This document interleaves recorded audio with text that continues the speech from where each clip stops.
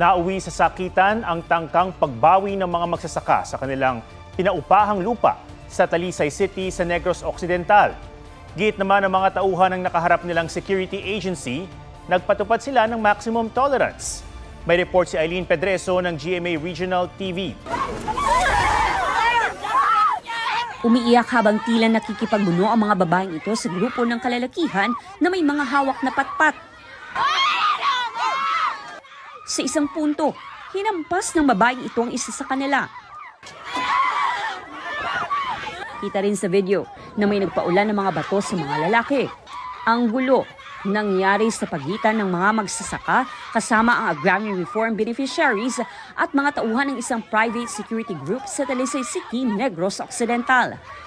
Ipinaglalaban ng mga magsasaka na mabawi ang lupa na inuupahan umano ng isang negosyante.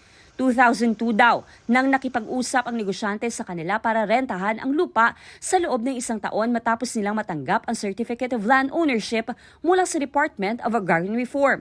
September 2024 nang magpadala sila ng demand letter sa negosyante. Siyempre, kay kami ang tag-iyas ang kluwa. Waon din namo na iya.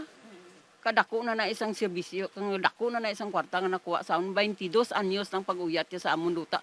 Babaw idalom sang duta, kami ang tag-iya, hindi kasi pulsang, arindador lang na saya. Ang kanilang pagbawi sa lupa, humantong na umano sa pananakit ng mga gwardya.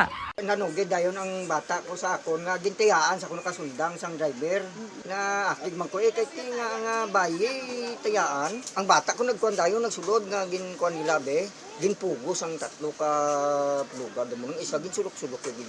Sabi pa ng mga magsasaka, walang ginawa ang mga pulis sa gitna ng gulo, pero itinanggihan ng security agency at ng pulisya.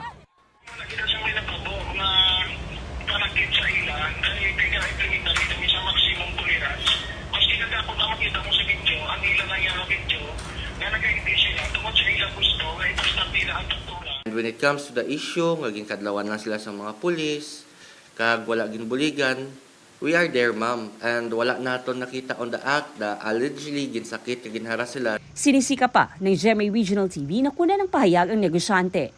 Eileen Pedreso ng GMA Regional TV nagbabalita para sa GMA Integrated News.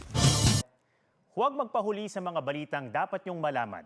Mag-subscribe na sa GMA Integrated News sa YouTube.